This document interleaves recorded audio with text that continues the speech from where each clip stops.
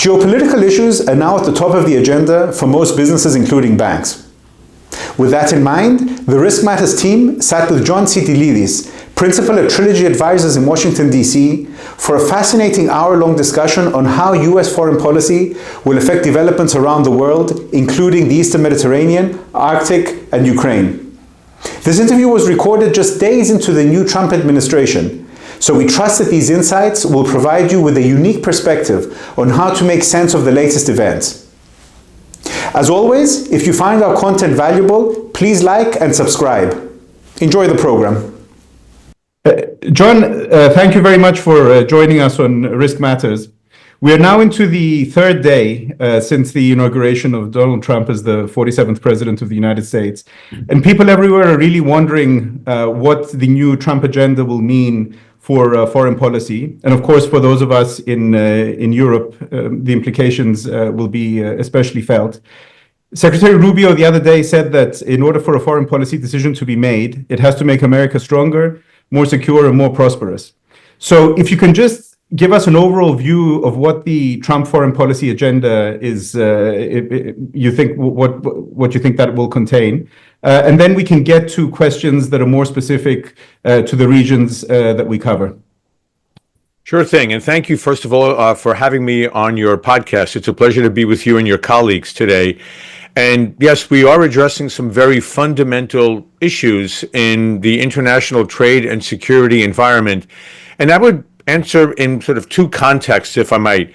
First of all, I think we're in a, Trump aside, we're going through a transformational period right now where this interregnum between the end of the Cold War, the globalization period of the 1990s and the aughts, the first decade of this century, is probably coming to a clearer close now, a close that began, I would posit in retrospect, beginning when Xi Jinping came to power in 2012 in Beijing and really began to reorder China's foreign policy and trade relations with neighbors in Asia and countries around the world, followed by Russia's first invasion of Ukraine in 2014, Brexit in early 2016, the Trump election in late 2016, and then, of course, we had the madness of the COVID lockdowns around the world, which flattened economies in every continent for 2 years, the Russian invasion of Ukraine,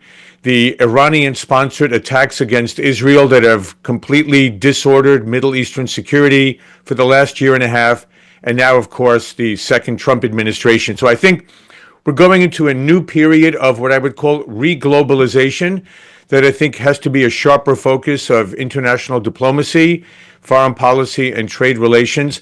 And then we come to Trump himself and what he brings to the table. And keep in mind that he was elected with what he considers to be a mandate of the American people in terms of not only the Electoral College victory, but the popular vote victory, which constitutionally is irrelevant in the United States, but politically sends very strong signals to the entire American nation and to our allies and adversaries around the world that this really is going to be a different type of foreign policy, and one that returns us to the way historical diplomacy has been undertaken. This concept of multilateralism and subsuming one's national interest to a larger multilateral or global interest was a luxury we could afford during this peaceful interregnum.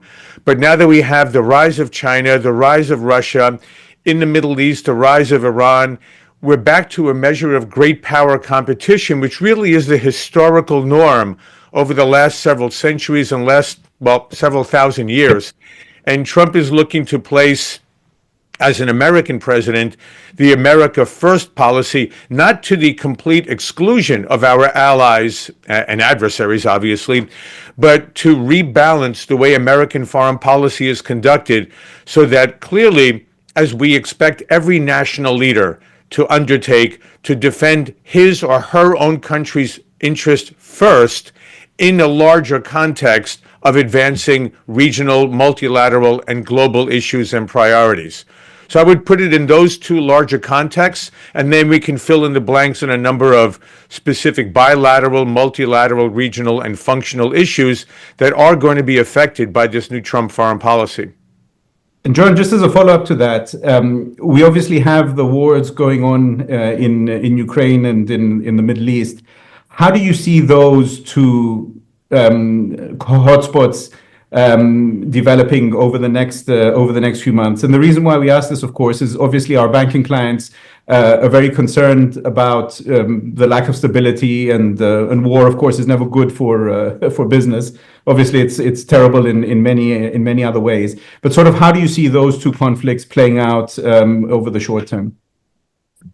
My own sense is, and again, we're several days in the second Trump administration, but again, if we think about the way Donald Trump thinks, and I can't read his mind or anyone's mind, but just to try to get a sense from the patterns of his first administration, his rhetoric during the campaign, and really his actions the last several days, I believe he is very determined to at least bring an end to the kinetic phases of these wars, as he's put it very clearly, to bring an end to what he considers to be the mindless killings of hundreds of thousands of Ukrainians and Russians in the war in Ukraine, to bring that kinetic phase to an end, even if the issues that divide Russia and Ukraine are unresolved, not just for months, but potentially in perpetuity. I mean, this could be an intractable conflict, but at least to bring an end to the military phase of it and restore it to diplomatic and economic warfare or adversarialism.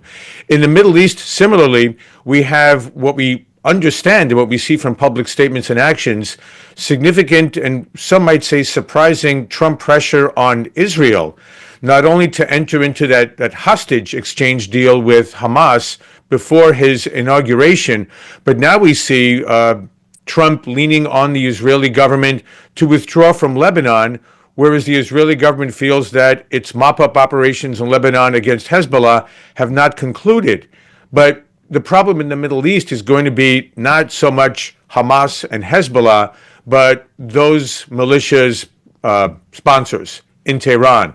And I think there's probably going to be a fateful decision that President Trump and his team of advisors will have to determine, maybe in the next several months, maybe in the next several years during this administration. And that is if the Supreme Leader, Ali Khamenei, or if he has a successor, if he departs this life sometime in the near future, decides that Iran is going to cross the nuclear threshold and develop nuclear bombs. And then we have a twofold issue. One is, to what extent does Tehran decide to then use a nuclear arsenal to potentially extort and blackmail not just Israel, but its Sunni Gulf Arab neighbors, and also European countries in Southeastern Europe, or countries in Northern Africa, or countries in Southwest Asia that are within ballistic missile reach of Iran's current arsenal.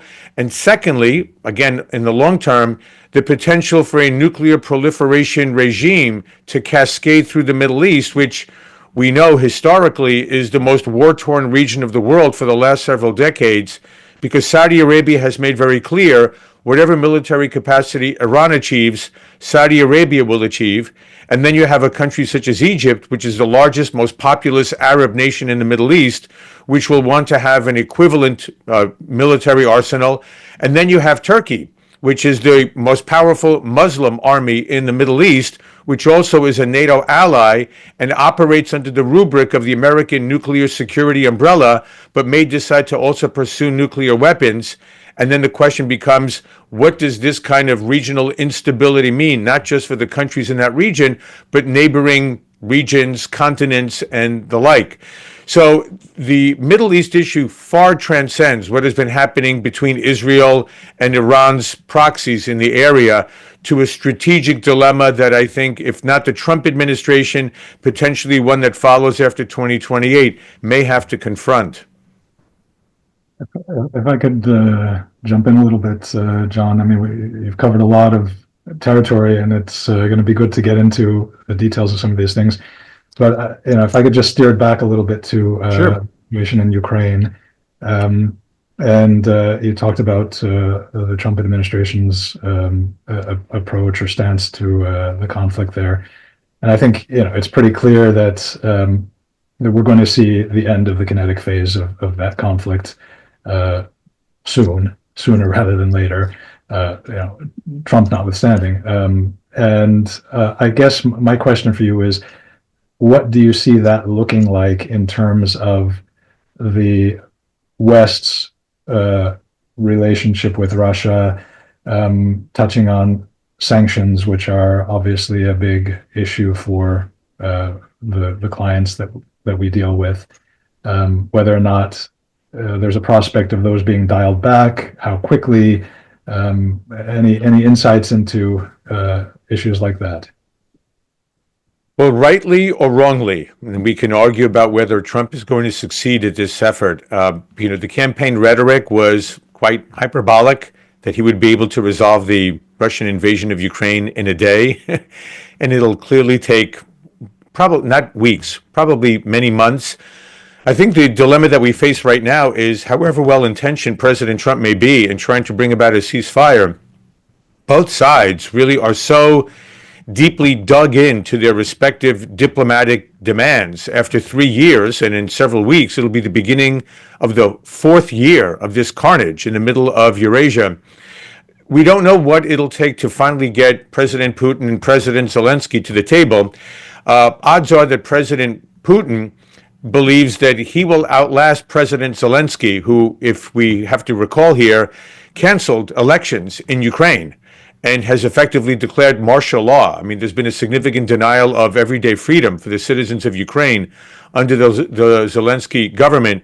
But Zelensky is demanding, if not NATO protection and membership, then some measure of U.S. and NATO troop presence in Ukraine, which is probably a complete deal breaker for Putin, who wants zero NATO presence. I mean, that was the whole premise, at least publicly stated, of the invasion of Ukraine. The second one, that NATO since 2007 has been openly promoting the membership of Ukraine, as well as Georgia, which we have to recall was invaded under the presidency of George W. Bush in 2008. When, let me just go a little bit historic here, if I might. When Ukraine was first invaded by Russia in 2014, then President Obama was criticized here in the U.S. and by many of our European allies for what were considered to be relatively feeble sanctions. And President Obama in 2014 said, well, Ukraine is not worth the U.S. getting into a war with Russia over. Ukraine is far more important to Russia than it is to the United States. And I think that still holds true in many ways. But I think the Ukraine issue really is going to be a larger NATO and transatlantic issue. And I think what you're hearing from not just President Trump, but his top advisors is, if Europe feels genuinely threatened by Russia in a way that the United States simply does not, then what is Europe doing to address its needs for self-defense?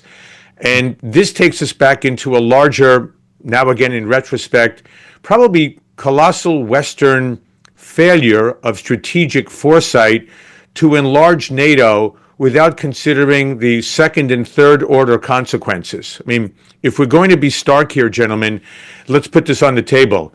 I don't know that any American president is going to risk an American city in a war with Russia, say over an assault on Montenegro.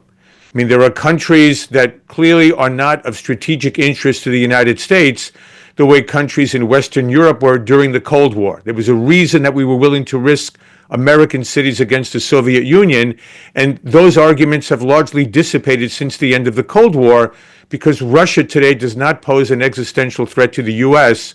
the way the Soviet Union did. But we've somehow glided and coasted on this philosophy for the last 35 years. So there's a need to rethink the relationship between the United States and our NATO allies in Europe that the Russian invasion of Ukraine has exposed. And I think the question coming out to your particular concern, Damien, is what does Ukraine look like, and what does the Russia-Europe relationship look like if there's a ceasefire? My concern is that the future of Ukraine in the near term is quite bleak. The Russians have effectively destroyed almost all of Ukraine's energy infrastructure in the eastern part of the country. It will be nearly impossible to remove Russian forces from Crimea or from most of the territory in the 4 eastern Ukrainian oblasts that Russia currently occupies. That's also the most agriculturally rich and industrially dense part of the Ukrainian economy. And so what will be left is a rump Western Ukrainian state the central part of the state, likely with the capital of Kyiv, in what is going to be a $400 to $600 billion, or for your purposes, euro, 400 to 600 billion euro reconstruction project that may take decades. And maybe there will be an EU accession program for Ukraine as part of a ceasefire settlement. But I think this is going to remain a frozen conflict in many ways, if not kinetically, certainly diplomatically and economically and politically. And then the question becomes, to what extent is Europe genuinely concerned about Russian military forces moving into NATO countries? And I don't see that right now in Vladimir Putin's statements or military posture. Look at how poorly his military has performed in Ukraine, let alone against a highly fortified Poland, or of course, if there's a NATO tripwire that we will adhere to in the Baltic countries. I don't think Putin wants a war with the United States, conventional or nuclear. It's one that I think he feels he will lose. But Ukraine is essential here to Russia's security, and there will have to be a condominium between Europe and Russia on what is going to be a reordered security architecture in the western part of the Eurasian supercontinent. Klaus here. Thank you, John. Really good perspectives. Following up on Ukraine, first of all, I think as a personal point of view, I think it's a late awakening by the Europeans in this area. There have been kind of decades when it has been, I think, increasingly and gradually obvious that Europe need in the area of defense to be able to protect itself. So I think, as you say, these are important challenges that are translated. But thinking about the conflict in Ukraine and how to end that, one perspective from European pair of glasses is really that the conflict in many senses seems to be obviously bigger than Ukraine. And there is an ongoing conflict, a gradual conflict in Northern Europe that is perceived as perhaps indication of a escalation into a hybrid war situation. And I would be interested in your views on that, because there is a kind of double image here. On the one hand, Russia has not been very good on the ground fighting the war, but they are building up a capacity, and this might be a long-term game. And I think that how to deal with that is coming in when you deal with Ukraine. It's an excellent point you raise, and I'm not reassured that we'll be able to change the calculus as long as Vladimir Putin is the ruler, the strongman in Moscow. I mean, keep in mind, going back to the theme of our discussion here when it comes to Trump foreign policy 2.0, that Trump has been very much of the mindset, going back to a number of strategists here in the United States for decades, that it's very important that American sort of grand strategy hold that Russia and China are not closer to each other than either one is to the United States. And what we have now, largely as a result of the Western response to the Russian invasion of Ukraine, is Russia becoming an almost vassal state of the People's Republic of China, of the Communist Party of China. And this is very dangerous for European security. We don't want to see a Russia that constantly feels insecure or concerned that the West is looking to further encroach on Russian territory, on a Russian sphere of influence. And we're not talking about a sphere of influence a la the Cold War, where we had outright communist regimes in Eastern Europe, but one where Russia doesn't feel constantly threatened by NATO. And the enlargement of NATO since the mid-1990s, we can argue, was a good thing for Central and Eastern Europe, but to do it without considering Russian security or insecurity considerations, in retrospect, was probably a great Western mistake. And so if I'm advising Vladimir Putin, of course I'm going to see where I can build up an advantage in other areas of warfare, cybersecurity, sabotage, attacking undersea cables, attacking Europe's financial system where I can, where I can't make up for it in terms of kinetic force on the Ukrainian battlefield.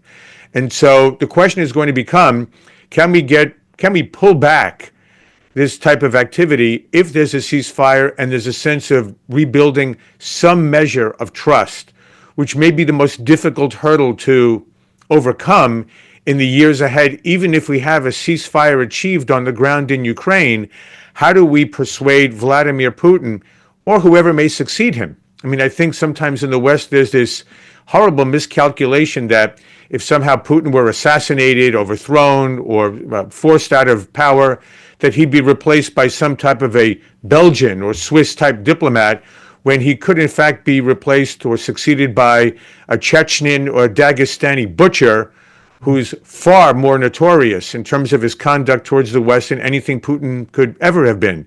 So we need to be very careful, again, about second and third order consequences of our policies in ways that I think sometimes we have not been in the West.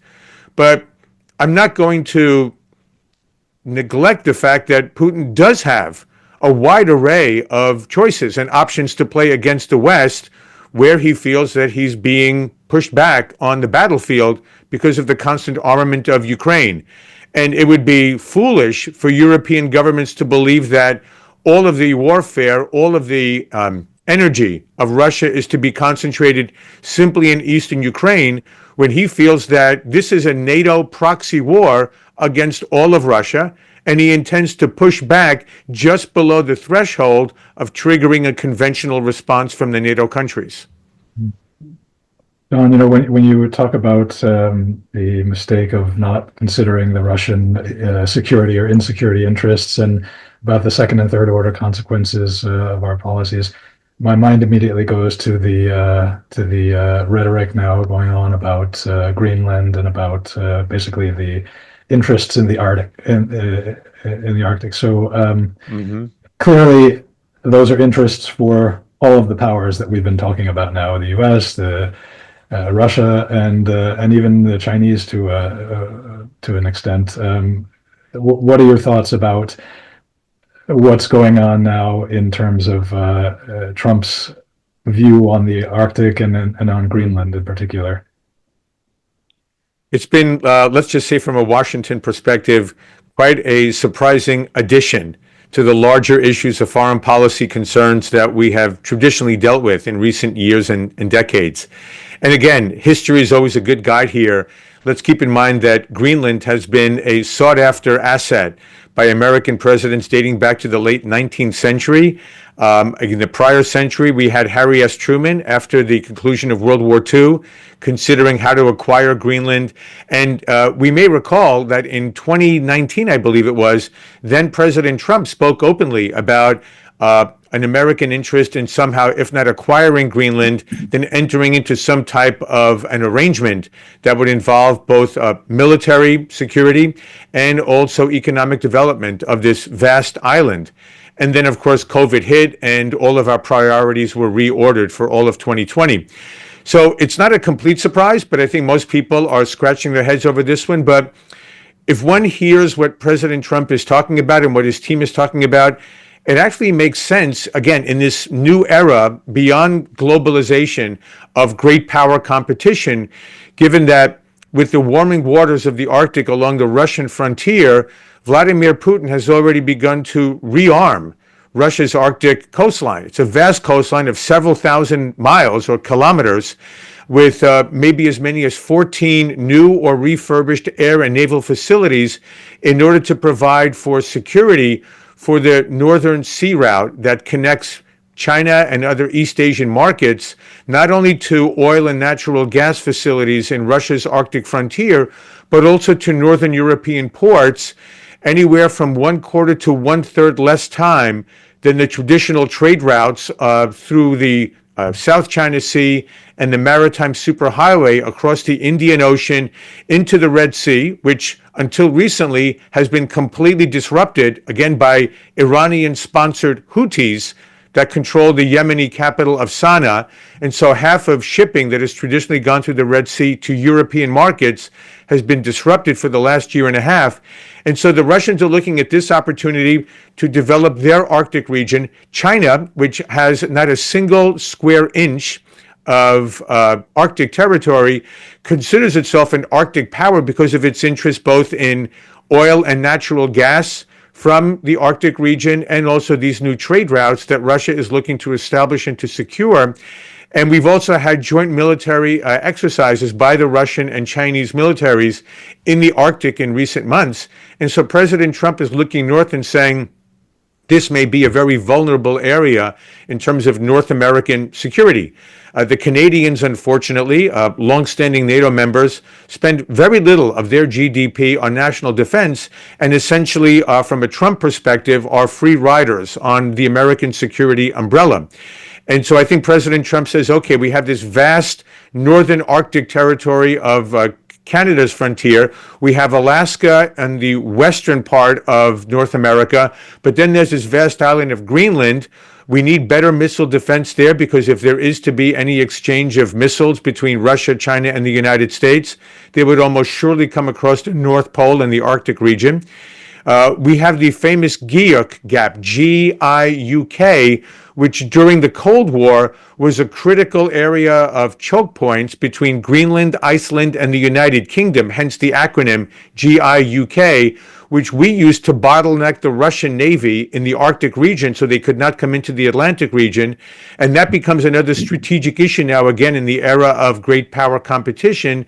And then, of course, there is what is believed to be the vast mineral wealth, rare earth elements, and critical metals for the increasingly technological global economy of the 21st century that is believed to lie between the ice frost of the Greenland surface.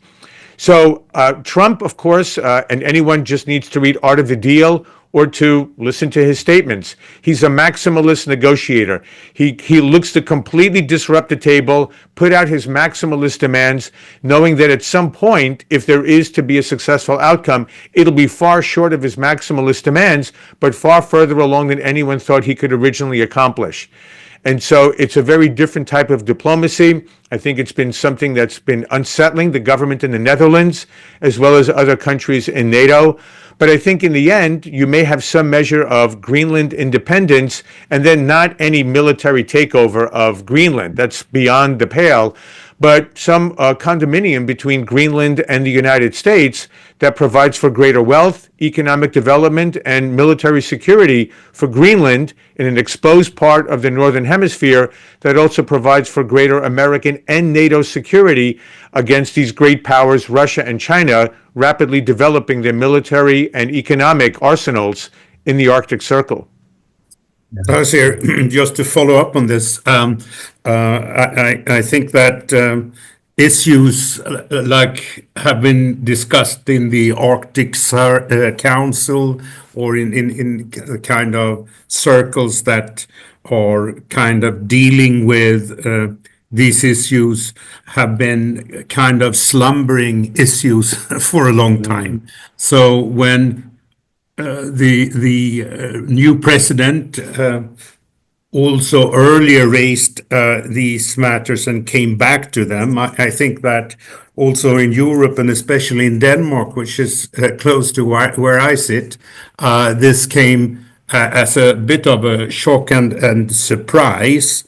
Clearly, if we think about Greenland as a territory and its population, my view would be that it's impossible to have any real independence for such a small population having such a big territory. So there has to be some kind of cooperation between other countries. And my question to you is that Denmark being, I would say, one of the closest allies politically for many years, it would be reasonable to think that they would find some kind of deal with the US about settling this. What is your perspective of behind the rhetoric when this comes down to trying to solve the problems? What is your expectation? First of all, thank you for that refresher, that correction. I'm reading too many articles early this morning in Washington, D.C., and I referenced the Netherlands instead of Denmark. The Netherlands are now going to be involved in a trade dispute with the United States because they're providing for semiconductor advanced technology to China in ways that violates the restrictions that we're encouraging our NATO allies and other Western partners to impose on China. So thank you for that correction. It's Denmark, obviously, not the Netherlands that we're talking about. The European way of conducting business, and for that matter, the pre-Trump way of conducting diplomacy, is undergoing severe disruption. And you're right, the Arctic Council has been dealing with these issues for quite some time, but I think there's an impatience on Donald Trump's part, on a purely personal level, with councils, meetings, boards, even, say, bodies like the United Nations and other multilateral organizations. And in the end, the Arctic Council and, of course, the government of Denmark are going to have a very important role to play in the final outcome here. But what he's looking to do is not just disrupt the table, but maybe turn the table over and force everyone much more quickly on an accelerated pace to rethink issues that he thinks are time-sensitive priorities. And again, the Greenland issue may outlast this, 4-year Trump administration. But we're talking about Greenland, and we're talking about negotiations between Denmark and the United States, and the signal it sends to other European countries about quote unquote America first, that is certainly having the impact that Donald Trump intends, even as it brings about great new concerns about sort of singular relations and unilateral or bilateral relations by various European countries with the U.S. And this is also, I think, part of a larger signal to NATO countries. Take the Greenland example, that we are going to have a much more blunt diplomatic style coming from Donald Trump, especially on not just a 2% whale summit agreement from 2014 on NATO countries regarding defense spending, but he's already talking about 3% of GDP, maybe as much as 5%, which would be difficult in the United States, given that to get from our current defense expenditures to 5% of GDP in the US would mean we would have to increase about $350 billion from the current level of just under $900 billion to $1.2 trillion. That's going to be incredibly difficult in the United States, let alone President Trump trying to persuade our NATO allies to move to that level as well. John, unless Klaus and Damien have more questions on the Arctic, I'll move to some warmer waters here in the Eastern Mediterranean, where I sit in Cyprus, and ask a little bit about what your perspective is on the sort of interplay between Greece, Cyprus, Israel, and how this kind of cooperation would affect relations with Turkey now, of course, after the overthrow of the Assad regime, and at least conceptually the strengthening of Turkey in the Middle East. How do you sort of see all these things playing out in this part of the world? Very critical question that you raise, and let's again just set the table properly here. I think it's been a very positive development for NATO's southeastern flank, for the Eastern Mediterranean region, that we had the strategic dialogue that was established under the first Trump administration between the U.S. and Greece, bringing relations to the best and strongest and most resilient they've been probably in their modern diplomatic history since Greece joined the NATO alliance in the early 1950s. And then under President Biden, we had the establishment of the U.S.-Cyprus strategic dialogue, the lifting of the U.S. arms embargo on Cyprus in place since the mid-1970s, and the recognition that Cyprus, because of its geographic location, right off the coast of the Levant, right north of the Suez Canal, has a strategic role to play in advancing Western security and economic interests in this very difficult part of the world, even though it is not a member of NATO, but it is, of course, a member of the European Union. And Israel, having long-standing diplomatic, security, economic, and technological ties with the United States, and looking to use the bridges it has with Greece and Cyprus to expand and to deepen Israel's ties with the European Union. So we're looking to see how we forge even tighter relations between those three democratic nations in the Eastern Mediterranean, especially on technology cooperation and on energy cooperation. But we are dealing with a Turkey that has been undergoing significant policy drift probably since about 2013. So now we're deep into the second decade of Turkey's foreign policy drift away from NATO, away from the European Union, away from the United States, and really advancing what one might call a neo-Ottoman approach to Turkey's strategic direction in terms of seeking closer ties to China, deepening its reach well into Syria and into northern Iraq, where it's opposed to the Kurdish presence there and Kurdish aspirations for autonomy or maybe one day for independence, as well as the bases it's established in Somalia, in Qatar, and of course the outsized Turkish role now in the Libyan civil war over the last 10 years. But right now, the question is, of course, what kind of influence will Turkey exert on HTS, this radical Islamist terrorist organization that controls the capital of Syria, if not the entire country? And will we see new kinetic warfare coming from Western Syria with the Turkish-backed HTS or Turkish forces outright sweeping into Eastern Syria, into the Rojava region that has been controlled by America's allies, the Syrian Kurds, since the start of the Syrian civil war? And to what extent does this potentially spill over into other countries, especially Israel, which is concerned about stability, of course, in its northern region, and Iran, which lost its Iranian proxy bases, and the fact that it had been able to deploy tens of thousands of rockets and missiles in these dozens of Iranian proxy and militia bases throughout southern Syria. So it's a very, very uncertain period, and we don't know to what extent President Trump is going to prioritize this region. Recall that in 2019, I believe it was, or 2018, after the defeat of the Islamic State by the American military forces, mostly in northern Iraq, President Trump wanted to withdraw American troops and no longer leave them exposed to Iranian proxy forces in that region. There were 900 forces that were left under President Biden. That has been elevated to about 2,000. And there'll be a serious question as to whether or not President Trump wants to leave them in Syria, potentially exposed to a war front that involves a NATO ally, Turkey, against our allies, the Syrian Kurds, in the weeks and months ahead. So I think we'll have considerable uncertainty for the near term.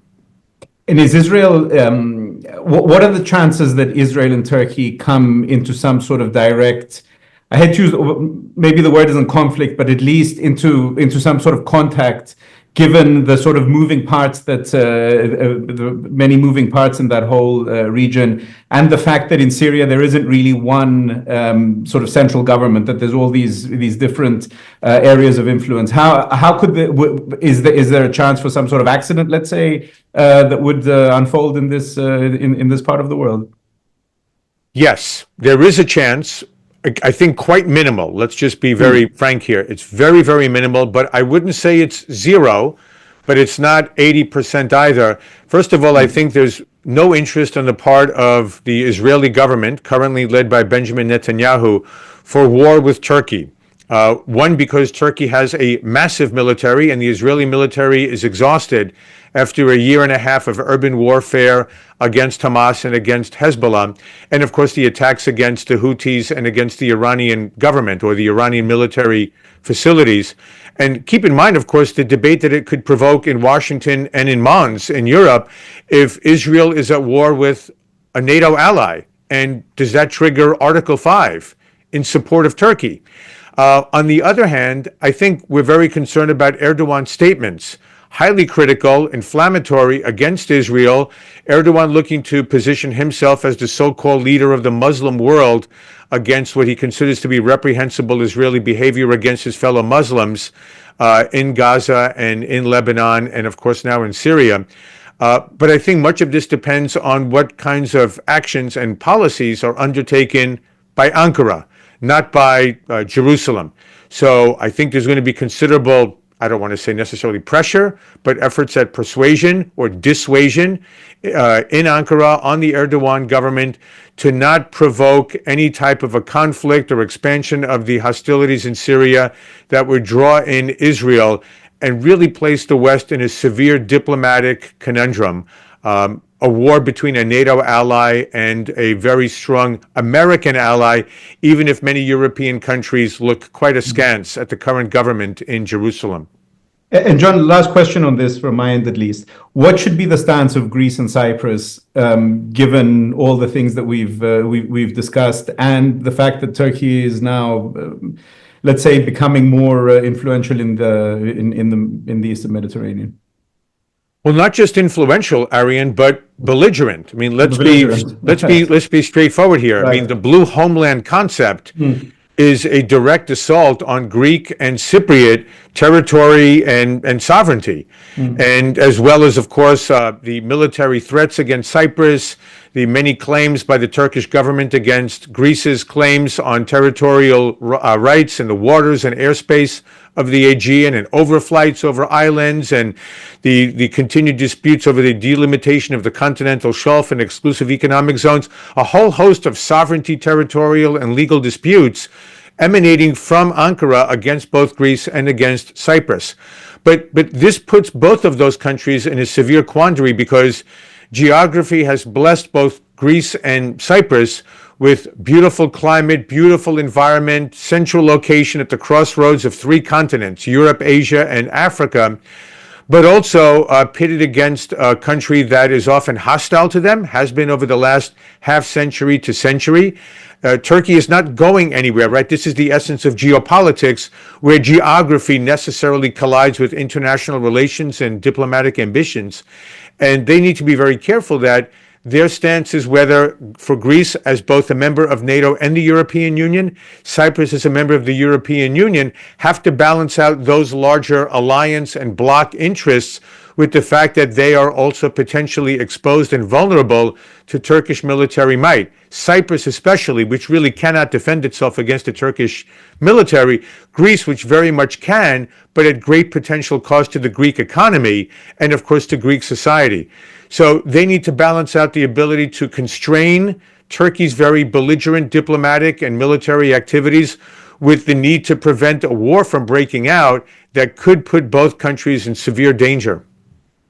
Klaus here, could I follow up on a quite different note, and that is the theme of tariffs, which clearly are on everybody's mind. Having a situation where the question of imposing tariffs are on the table, and of course we understand that this is a kind of bargaining situation against political objectives, and also in light of subsidies being spent in many countries, and also affecting trade. But my question to you is really about if the negotiations are colored by actual decisions, how a new president could mitigate and manage negative consequences in this area.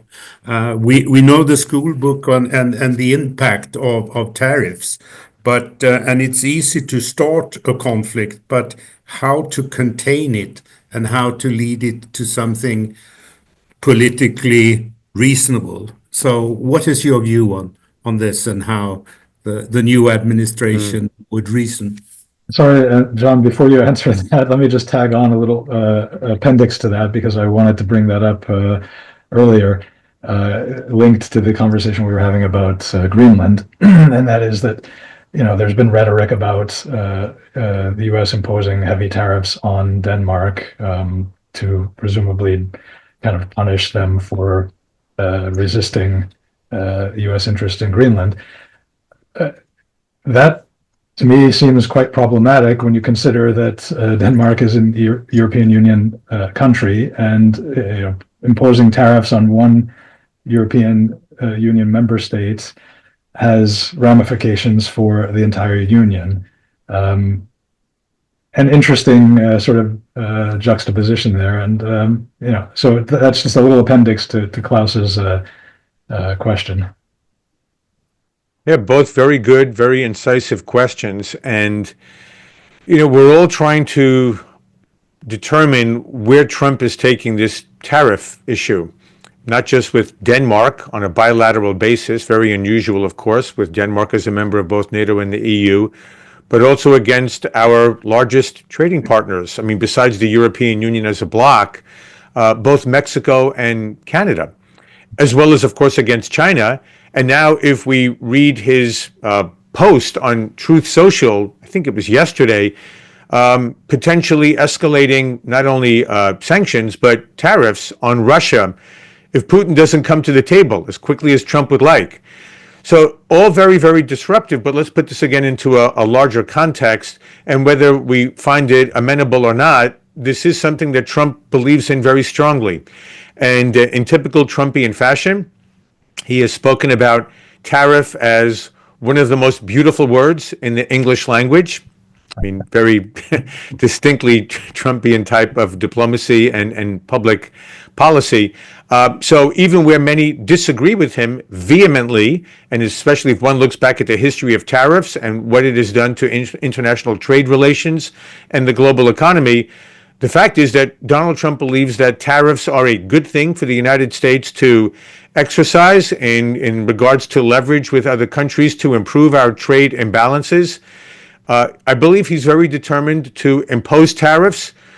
We don't know with which countries and with which trading blocs they will be an end to themselves or a means to an end. I have the sense that he's looking to achieve some measure of a grand bargain with China that could involve some measure of tariffs, some elevated, some reduced, but certainly to protect the United States economy from what he feels is a severely imbalanced trade deficit with China. Same thing with Canada and Mexico. Remember that he was very proud to have negotiated what was formerly NAFTA into the USMCA, the US-Mexico-Canada agreement, which is up for revision in 2026 and is looking to impose very severe tariffs on our best neighbors and trading partners, and to look to see where there is potentially reciprocity to be achieved in revisiting US-EU trade relations. Trump has been very open about this. He's been critical about the fact that it's very difficult for American agricultural exporters and car makers to enter the European market the way European agricultural products and automobiles are able to enter the US market. And so tariffs, reciprocity, I think these are going to be very real and very sustained tools that Trump feels he has at his disposal to reorder and to improve our trade imbalances with a number of countries, and also for domestic purposes, because I don't think Trump wants to continue the policy that we've had, unfortunately, started under the COVID lockdowns and continued under the Biden administration, of $1.5 to $2 trillion annual budget deficits, where we now have a federal debt of $36 trillion and rapidly increasing. So the degree to which he wants to be able to bring down government spending, or at least increase government revenues, even while Social Security and Medicare reform does not proceed. He's been very clear about that. And now, for the first time in decades, the United States government is paying out federal debt service at a level that exceeds our annual defense expenditures. The vast majority of the federal annual budget expenditures are untouchable. And so the discretionary budget is really defense oriented, and then all of our social services. And I think Trump believes, again, rightly or wrongly, we can have a good argument here, but he believes that tariffs can provide a significant additional revenue stream with all of the tax cuts that Trump would like to carry out in accordance with his campaign promises. So there's both an international dimension to the tariffs issue, but also a very important domestic and federal budget component to his tariff strategy. John, just to maybe pivot a little bit from but it's a related issue, and that is when we talk about tariffs, that naturally leads us into a discussion about inflation, and that can lead to a discussion about competitiveness. And we've recently seen the Draghi report on European competitiveness, and there are a lot of issues there that we don't have time to go into. But I'm going a little bit further than even that. We've got concerns about competitiveness. We've got concerns in the U.S. about projecting U.S. power again around the world, and there are a lot of issues around that. One thing that I think has a huge bearing on these issues, and it's a longer term bearing, is something that we don't hear talked about a lot. And maybe you've got a view on this, and if sorry to put you on the spot, but that's the topic of demographics. And clearly, when you've got countries that are not reproducing, that have reached their peak population and are starting to decline, and that have a majority of people who are in their golden years and ritiring, and got issues about workers, and there's links to the immigration issue and all that, both in the U.S. and in Europe. Do you have a view on that? How that affects all these discussions about tariffs, about the projection of power, about competitiveness, and so forth? It's an excellent question that you ask, and it's one that I think needs greater attention, especially throughout the Western advanced industrial world. I mean, I'm a corporate speaker at almost every event that I deliver my keynotes at. I'm asked during the Q&A or afterwards about China's demographic problem. And my response is usually that is probably more of a medium-term concern. I mean, China has a number of domestic, social and economic problems right now that far outweigh its demographic decline. But, and I think that China's emphasis on robotics is going to help address the near-term concern about demographic decline. But I think we in the West, the United States and our European partners, need to put a mirror to ourselves in terms of our own internal crisis. And I use crisis here very decidedly, gentlemen. This is not a problem, it's a crisis. We are in absolute demographic decline, certainly in most Western European countries, if not all, below the 2.1 fertility replacement rate that we need to sustain our societies. And it's very unusual to see advanced countries, economically, politically, militarily, going into this era of population decline willingly, which means that we don't believe in our future anymore. I mean, this is a civilizational crisis, I think, in the West. And to break it down to fundamentals, a lot of our younger citizens have decided that it's not worthwhile having families, having children. This strange social phenomenon, at least here in the United States, of DINKs, D-I-N-K-S, double income, no kids, bragging on social media how they get to spend all of their income on themselves, in many ways very narcissistically, without thinking about how to bring children into the world and to maintain our societies. And from a pure labor force perspective, again, on a very practical level, in the United States, we're in absolute demographic decline here as well if we take out our immigrant population.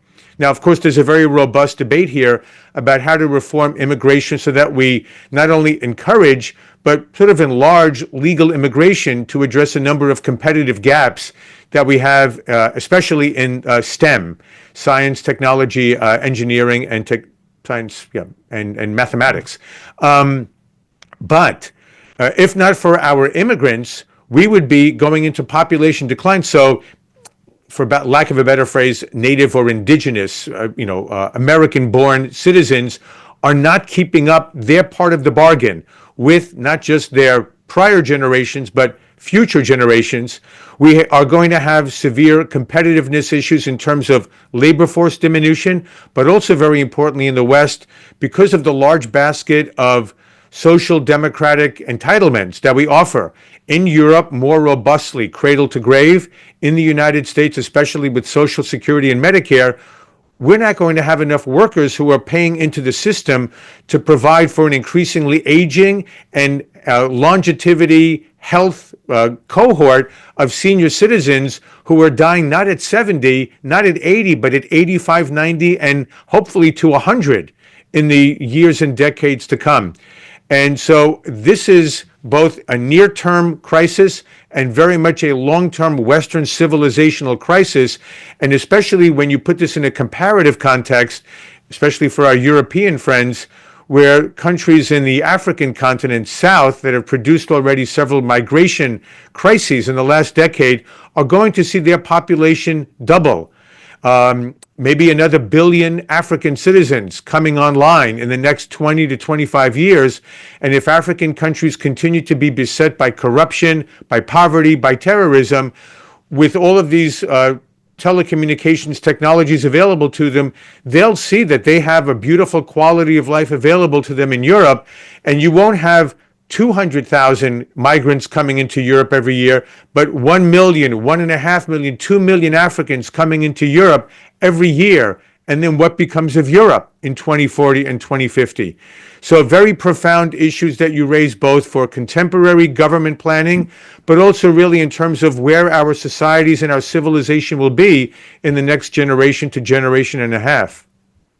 Could I ask you a very simplistic question? I mean, there is a great deal of uncertainty, obviously, and we are all looking. I think it's a bit interesting, and people speculate on what is the magnitude of change, and it could. Which of the three examples I will give do you think is fundamentally the most relevant to compare our situation with? I had a friend I spoke to the other day who said it was 394 after Christ when East and Western Rome was split up. The other time advanced as a comparison would be the 1930s on the America First policies and American policies at that time.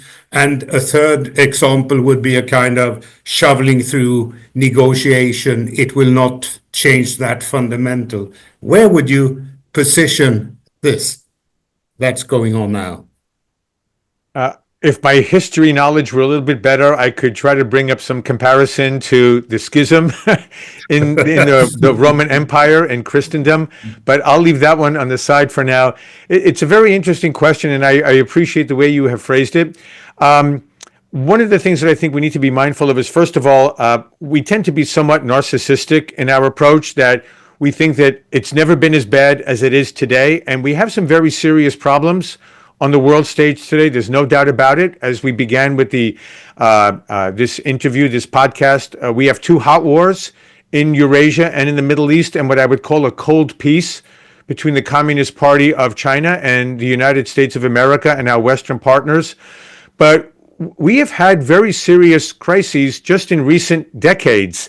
Those of us who are old enough to remember that in the early 1970s, President Richard Nixon at that time took the U.S. nuclear posture to DEFCON 4 over the possibility of a war with the Soviet Union raging in conjunction with the Yom Kippur War over the Arab invasion of Israel.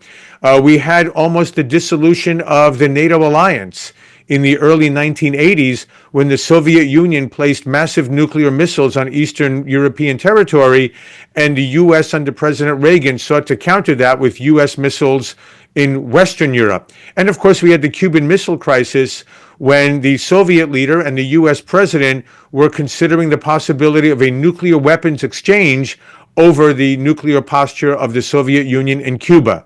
So we've been through, I think, far more dangerous times in recent decades and pulled through. And the West, and I want to be very bullish here, has always come out farther ahead as a result in the aftermath of these crises than beforehand. But let me bring some other specialists into this mix, if I might.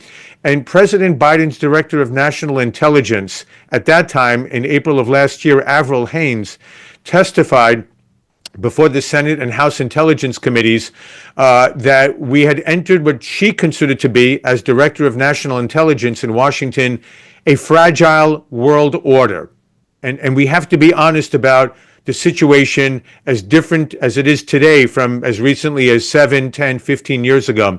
And then we had the Bipartisan Commission on National Defense Strategy here in Washington, which in July released a report that stated that we have entered a period of the most serious and challenging security concerns on the international stage since the end of World War II, and that the U.S. is not prepared today for the event of a major war, potentially with China.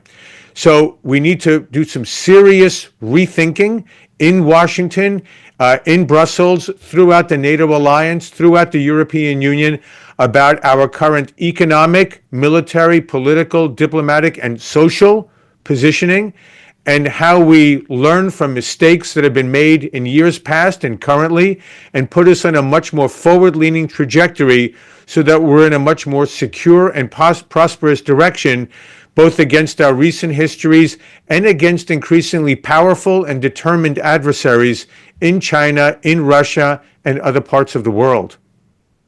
John, we're at about the 1 hour mark. I think we could probably spend several hours given all the different topics that we've addressed. Unfortunately, the demographic issue is probably the only thing that we haven't seen previously in history, right? I guess if you sort of take the Black Death, which took place in the 1340s, I guess, when you sort of have this huge demographic decline. Except in that case, it was the plague that did it, whereas in this case, right, it's people themselves. Microorganisms, not exactly. human beings. It was an invisible enemy. I guess this is right. also invisible in the sense that human beings have decided that continuing the race is less important than going on vacation and producing less carbon. But anyway, on that note, John, thank you very, very much for your time.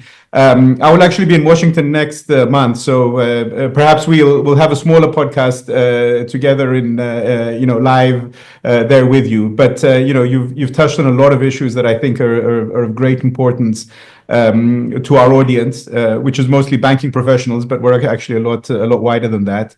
So again, thank you very much for that. And again, I think we will need to do this again soon.